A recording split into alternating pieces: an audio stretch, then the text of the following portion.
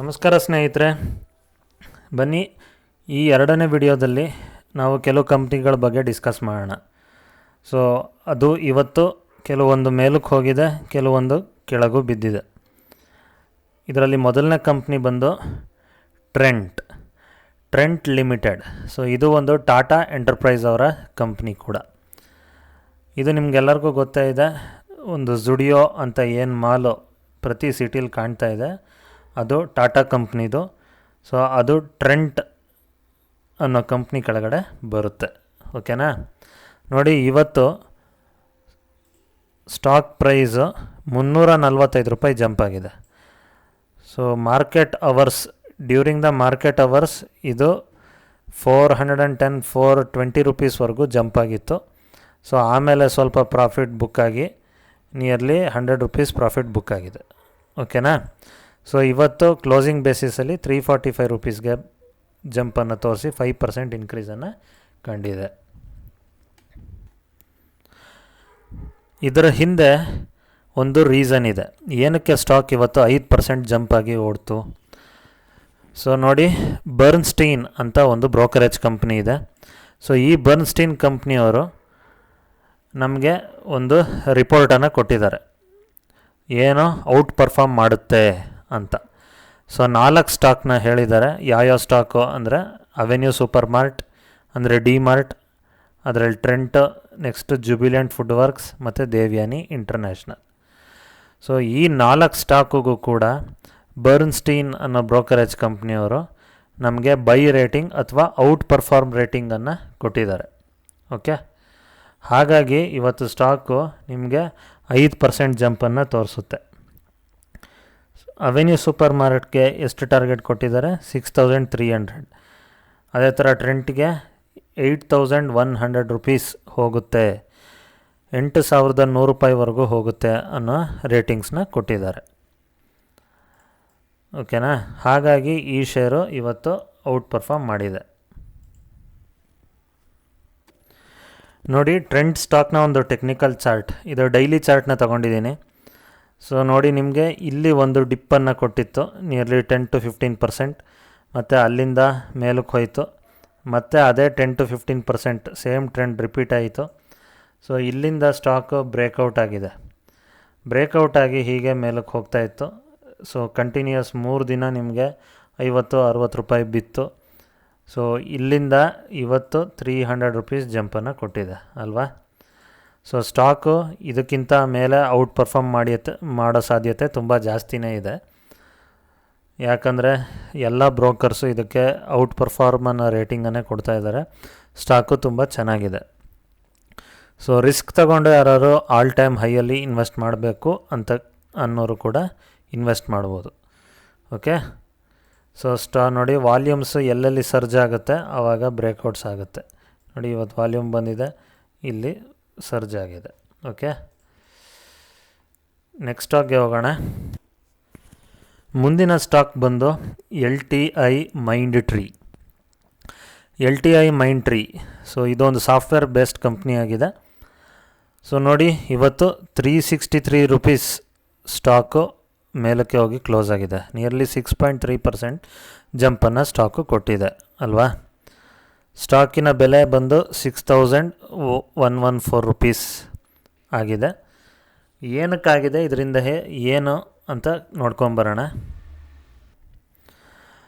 ಏನಕ್ಕೆ ಇವತ್ತು LTI Mindtree stock 6% ಮೇಲಕ್ಕೆ ಹೋಗಿದೆ ಅಂದರೆ ನೋಡಿ, ಇದೇ ಕಾರಣಕ್ಕೆ. ಕೋಟಕ್ ಇನ್ಸ್ಟಿಟ್ಯೂಷನ್ ಏನಿದೆ, ಸೊ ಇದು ಒಂದು ಬ್ರೋಕರೇಜ್ ಕಂಪ್ನಿ. ಇವರು LTI Mindtree ಟಾರ್ಗೆಟ್ನ ಅಪ್ ಮಾಡಿದ್ದಾರೆ, ಅಂದರೆ ಅಪ್ಗ್ರೇಡ್ ಮಾಡಿದ್ದಾರೆ. ಸೊ ಎಷ್ಟಕ್ಕೆ ಅಂತ ನೋಡೋಣ ಬನ್ನಿ. ಸೊ ಮೊದಲಿದ್ದು 5000 ಹತ್ತತ್ರ ಇದರದ್ದು ರೇಟಿಂಗ್ಸ್ ಕೊಟ್ಟಿದ್ದರು. ಮೊದಲು ಇದೇ ಕೊಟಕ್ ಅವರು ರೆಡ್ಯೂಸ್ ಅನ್ನೋ ಒಂದು ರೇಟಿಂಗ್ನ ಕೊಟ್ಟಿದ್ದರು. ಸೊ ರೆಡ್ಯೂಸ್ ಅಂದರೆ ಸೆಲ್ ಮಾಡಿ ಅನ್ನೋ ರೇಟಿಂಗ್ ಕೊಟ್ಟಿದ್ದರು, ಇವಾಗ ಬೈ ಮಾಡಿ ಅಂತ ಹೇಳ್ತಾ ಇದ್ದಾರೆ. ಸೊ ಹಾಗಾಗಿ ಕೊಟಕ್ ಇನ್ಸ್ಟಿಟ್ಯೂಷನಲ್ ಈಕ್ವಿಟೀಸ್ ಅವರು ಸ್ಟಾಕ್ನ ಅಪ್ಗ್ರೇಡ್ ಮಾಡಿದ್ದಾರೆ. 6200 ರೂಪಾಯಿಗೆ ಸ್ಟಾಕು ಬಂದು ತಲುಪುತ್ತೆ ಅನ್ನೋ ಟಾರ್ಗೆಟ್ ಕಾಲ್ನ ಕೊಟ್ಟಿದ್ದಾರೆ, ಬೈ ರೇಟಿಂಗ್ನ ಕೊಟ್ಟಿದ್ದಾರೆ. ಹಾಗಾಗಿ ಇವತ್ತು ಸ್ಟಾಕು ಔಟ್ ಪರ್ಫಾರ್ಮ್ ಮಾಡಿದೆ. ಓಕೆನಾ? ನೋಡಿ, ಇದ್ರದ್ದು ಟೆಕ್ನಿಕಲ್ ಚಾರ್ಟ್ನ ನೋಡಿದ್ರೆ, ನಾನು ಡೈಲಿ ಚಾರ್ಟ್ನ ತೊಗೊಂಡಿದ್ದೀನಿ. ಆಲ್ ಟೈಮ್ ಹೈ ನಿಮಗೆ 6700 ಆಲ್ ಟೈಮ್ ಹೈ ಹತ್ತತ್ರ ಇರ್ಬೋದು, 6500 ರೇಂಜಲ್ಲಿ ಇರ್ಬೋದು. ಬಟ್ ಆಲ್ ಟೈಮ್ ಹೈಯಿಂದ ನೋಡಿ ಸ್ಟಾಕು ನಿಮಗೆ ಇತ್ತೀಚೆಗೆ ನಿಯರ್ಲಿ 4500 ರುಪೀಸ್ವರೆಗೂ ಸ್ಟಾಕ್ ಬಂದ್ಬಿಟ್ಟಿತ್ತು ಅಲ್ವಾ? ನಿಯರ್ಲಿ 20% ಸ್ಟಾಕು ಡೌನಲ್ಲಿ ಬಂದಿತ್ತು. ಇಲ್ಲಿ ಸುಮಾರು ಜನ ನಿಮಗೆ ಹೇಳಿರ್ತಾರೆ, ಸೊ ಯಾರಿಗೂ ತಗೊಳ್ಳಿಕ್ಕೆ ಇಂಟ್ರೆಸ್ಟ್ ಇರೋದಿಲ್ಲ. ಯಾಕೆ ಗೊತ್ತಾ? ಸೊ ಸ್ಟಾಕು ಮತ್ತೆ ಇಲ್ಲಿಂದ ಇಲ್ಲಿವರೆಗೂ ಬೀಳಲಿ ಅಂತ ನಾವು ಕಾಯ್ತಾ ಇರ್ತೀವಿ. ಬಟ್ ಸ್ಟಾಕು ಹಾಗೆ ಇಲ್ಲಿವರೆಗೆ ಬರಲಿಲ್ಲ. ಸೊ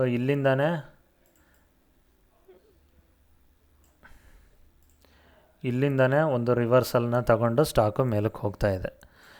ಮಧ್ಯ ನಿಮಗೆ ಇರ್ಬೋದು ಸ್ವಲ್ಪ ಚೋಟ ಮೋಟ ಒಂದು ಡ್ರೌನ್ ಟ್ರೆಂಡ್ಗಳು ನಿಮಗಿರ್ಬೋದು, ಬಟ್ ಪಾಸಿಟಿವ್ ಆಗಿ ಮೇಲೆ ಹೋಗ್ತಾ ಇದೆ ಸ್ಟಾಕ್. ಸೊ ಇವತ್ತು ಒಂದು ಬ್ರೇಕೌಟ್ ಅಂತಲೇ ನಾವು ಹೇಳ್ಬೋದು ಅಲ್ವಾ?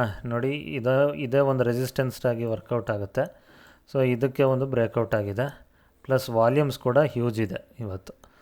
ಸೊ ವಾಲ್ಯೂಮ್ಸ್ ಹ್ಯೂಜ್ ಇದ್ದು ಬ್ರೇಕೌಟ್ ಆದರೆ ಖಂಡಿತ ಅದು ಪ್ರಾಪರ್ ಬ್ರೇಕೌಟ್ ಆಗಿರುತ್ತೆ. ಸೊ ನಾಳೆ ಸ್ಟಾಕು ಮತ್ತೆ ಇಲ್ಲಿಂದ ಮೇಲೋಗೋಕ್ಕೆ ಶುರು ಮಾಡ್ಬೋದು. ಆಲ್ ಟೈಮ್ ಹೈನ ಮುಟ್ಲಿಕ್ಕೆ ಎಲ್ಲ ತಯಾರಿ ಸಜ್ಜನ ನಡೆಸ್ಕೊತಾ ಇದೆ. ಓಕೆ, ಸೊ ಈ ಸ್ಟಾಕ್ನ ನಿಮ್ಮ ರೇಡಾರ್ನಲ್ಲೂ ಇಟ್ಕೋಬೋದು, ಅಥವಾ ಇನ್ವೆಸ್ಟ್ ಮಾಡಬೇಕು ಅನ್ನೋರು ಖಂಡಿತ ಇನ್ವೆಸ್ಟನ್ನು ಮಾಡ್ಬೋದು. ಸೊ ಮುಂದಿನ ಸ್ಟಾಕ್ ಬಂದು ಸ್ಕೈ ಗೋಲ್ಡ್ ನೀವು ನೋಡ್ಬೋದು, ಸ್ಕ್ರೀನ್ ಮೇಲಿದೆ, ಇಲ್ಲಿ ಸ್ಕೈ ಗೋಲ್ಡ್ ಅಂತಿದೆ. ಸೊ ಇದ್ರದ್ದೊಂದು ಡೈಲಿ ಚಾರ್ಟ್ನ ತಗೊಂಡಿದ್ದೀನಿ. ಸೊ ಡೈಲಿ ಚಾರ್ಟಲ್ಲಿ ನೀವು ನೋಡ್ಬೋದು, ಇಲ್ಲಿ ಸ್ಟಾಕು ಒಂದು ಕನ್ಸಾಲಿಡೇಷನ್ ಫೇಸ್ ಆದಮೇಲೆ ಸ್ಟಾಕ್ ಬ್ರೇಕೌಟ್ ಕೊಟ್ಟು ಮೇಲೆ ಹೋಗ್ತಾ ಇದೆ. ಸೊ ಸ್ಟಾಕ್ ಈಗ ASM ಕ್ಯಾಟಗರಿಲಿದೆ. ಸೊ BE ಸ್ಟಾಕ್ ಮುಂದೆ BE ಅಂತ ಬಂತು ಅಂದರೆ ASM ಕ್ಯಾಟಗರಿಲಿ ಇದೆ ಅಂತ ಅರ್ಥ. ಒನ್ಸ್ ಸ್ಟಾಕ್ ASM ಕ್ಯಾಟಗರಿಯಿಂದ ಹೊರಗೆ ಬಂದಮೇಲೆ ಇಲ್ಲಿ ವಾಲ್ಯೂಮ್ಸ್ ಬರಲಿಕ್ಕೆ ಶುರುವಾಗುತ್ತೆ. ಸೊ ವಾಲ್ಯೂಮ್ಸ್ ಈ ಥರ ಬರೋಕ್ಕೆ ಶುರುವಾದರೆ ಸ್ಟಾಕು ನಮಗೆ ಕೈಗೆ ಸಿಗೋದಿಲ್ಲ. ಸೊ ವಾಲ್ಯೂಮ್ಸ್ ಈಗ ಕಮ್ಮಿ ಇದ್ದಾಗಲೇ ಈ ಥರ ಸ್ಟಾಕ್ ಪರ್ಫಾರ್ಮ್ ಮಾಡ್ತಾಯಿದೆ. ಖಂಡಿತ ಇದು 2600 ರುಪೀಸಲ್ಲಿದೆ ಸ್ಟಾಕು. ಇನ್ವೆಸ್ಟ್ ಮಾಡೋರು ಖಂಡಿತ ಇದರಲ್ಲಿ ಇನ್ವೆಸ್ಟ್ ಮಾಡ್ಬೋದು.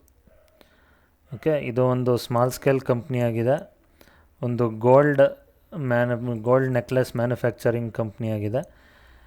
ಸೊ ಇದರದ್ದು ಯಾವುದೇ ಥರದ ರೀಟೈಲ್ ಇಲ್ಲ, ಅಂದರೆ Kalyan jewellers, Bhima jewellers, Malabar gold ಥರ ರೀಟೈಲ್ ಬಿಸ್ನೆಸ್ ಇಲ್ಲ. ಅವರು ಇವರ ಕ್ಲೈಂಟ್ಸ್, ಈ ಸ್ಕೈ ಗೋಲ್ಡ್ಗೆ ಅವರು ಕ್ಲೈಂಟ್ಸ್ ಆಗಿದ್ದಾರೆ. ಓಕೆನಾ? ಸೊ ಇವರು ನೆಕ್ಲೆಸ್ ಅವ್ರು ಕೊಡೋ ಆರ್ಡರ್ನ ಮ್ಯಾನುಫ್ಯಾಕ್ಚರ್ ಮಾಡಿ ಆ ಕಂಪ್ನಿಗಳಿಗೆ ಕೊಡ್ತಾರೆ. ಸೊ ಅಂಥ ಸ್ಟಾಕ್ ಇದು. ಖಂಡಿತ ಇದನ್ನು ಟೈಟನ್ ಬಿಟ್ಟರೆ ಬೇರೆ ಯಾವ ಸ್ಟಾಕಲ್ಲಿ ಇನ್ವೆಸ್ಟ್ ಮಾಡ್ಬೋದು ಅಂದರೆ ಗೋಲ್ಡ್ ಸೆಕ್ಟ್ರಲ್ಲಿ ಈ ಸ್ಟಾಕಲ್ಲೂ ಇನ್ವೆಸ್ಟ್ ಮಾಡ್ಬೋದು. ಮುಂದಿನ ಸ್ಟಾಕ್ ಬಂದು ಓಲಾ ಎಲೆಕ್ಟ್ರಿಕ್. ಓಲಾ ಸ್ಕೂಟರ್ಸ್ ಏನು ನೋಡಿದ್ದೀರಾ, ಅವ್ರದ್ದು ಒಂದು ಸ್ಟಾಕ್ ಇದು. ಸ್ಟಾಕು IPO ಬಿಟ್ಟಾಗ ಕಂಟಿನ್ಯೂಸ್ ಆಗಿ 3 ದಿನ ಮೇಲ್ಗಡೆ ಹೋಗಿ ಸ್ಟಾಕು ಕ್ಲೋಸ್ ಆಗ್ತಿತ್ತು. ಅಂದರೆ ನಿಯರ್ಲಿ ಸ್ಟಾಕು 76 ರುಪೀಸಲ್ಲಿ ಲಿಸ್ಟ್ ಆಗಿದ್ದು ಸೀದಾ 110, 124, 140 ರುಪೀಸ್ವರೆಗೂ ಹೋಗಿ ಸ್ಟಾಕು ಕ್ಲೋಸ್ ಆಯಿತು. ಸೊ ಅದಾದಮೇಲೆ ನೋಡಿ 160, 158 ರುಪೀಸ್ ಹತ್ರ ಹೋಗಿ ಟಚ್ ಆಗಿದ್ದು ಸ್ಟಾಕು ಅಲ್ಲಿಂದ ನಿಮಗೆ ಇಳಿಲಿಕ್ಕೆ ಶುರುವಾಗಿದೆ. ಸೊ ಈ ಥರ ಇಳಿದಾಗ್ಲೂ ನೋಡಿ ಸ್ಟಾಕು ಈಗ ಕರೆಕ್ಟಾಗಿ ಸಪೋರ್ಟ್ಗೆ ಬಂದು ನಿಂತಿದೆ. ಓಕೆ, ಈ ಸಪೋರ್ಟ್ ಬ್ರೇಕ್ ಆದಲ್ಲಿ ನೆಕ್ಸ್ಟ್ ಸಪೋರ್ಟು ನಿಮಗೆ 110, ಅದರ ನೆಕ್ಸ್ಟ್ ಸಪೋರ್ಟ್ ನಿಮಗೆ 98, ಆಮೇಲೆ 76. ಸ್ಟಾಕು ಈ ರೇಂಜ್ಗೆ ಬರೋದಿಲ್ಲ ಅಂತ ನನ್ನ ಅನಿಸಿಕೆ. ಈ ರೇಂಜಲ್ಲೂ ಮೇಲ್ಗಡೆಯಿಂದ ನಿಮಗೆ ಆಲ್ರೆಡಿ 20% ಡಿಸ್ಕೌಂಟಲ್ಲಿ ಸ್ಟಾಕ್ ಇದೆ. 20% ಡಿಸ್ಕೌಂಟಲ್ಲಿ ಸ್ಟಾಕ್ ಇದೆ. ಖಂಡಿತ ಈ ಲೆವೆಲ್ಸಲ್ಲೂ ಇನ್ವೆಸ್ಟ್ ಮಾಡಲಿಕ್ಕೆ ನೋಡ್ಬೋದು. ಸೊ ಈ ವಿಡಿಯೋದಲ್ಲಿ ನಾನು 4 ಮಲ್ಟಿ ಬ್ಯಾಗರ್ ಕಂಪ್ನೀಸ್ನ ನಿಮ್ಗೆ ಹೇಳಿದ್ದೀನಿ. ಖಂಡಿತ ಇದ್ರ ಮೇಲೆ ನಿಮ್ಮ ಓನ್ ರಿಸರ್ಚ್ ಅನಾಲಿಸಿಸ್ನ ಮಾಡಿ, ನಿಮ್ಗೇನೇ ಡೌಟ್ ಇದ್ದರೂ ಖಂಡಿತ ಕಮೆಂಟ್ ಬಾಕ್ಸಲ್ಲಿ ಬರೆದು ತಿಳಿಸಿ, ನಾನು ಖಂಡಿತ ಓದಿ ಅದಕ್ಕೆಲ್ಲ ರಿಪ್ಲೈ ಮಾಡ್ತೀನಿ. ಓಕೆನಾ? ಸೊ ಈ ವಿಡಿಯೋ ನಿಮಗೆ ಲೈಕ್ ಆದಲ್ಲಿ, ಶೇರ್ ಆದಲ್ಲಿ ಖಂಡಿತ ಈ ವಿಡಿಯೋನ ಇಷ್ಟಪಟ್ಟು ಲೈಕ್ ಮಾಡಿ, ಶೇರ್ ಮಾಡಿ. ಸೊ ಅಲ್ಲಿವರೆಗೆ ಸಿಗ್ತೀನಿ. ಟಾಟಾ, ಬೈ ಬೈ, ಧನ್ಯವಾದಗಳು.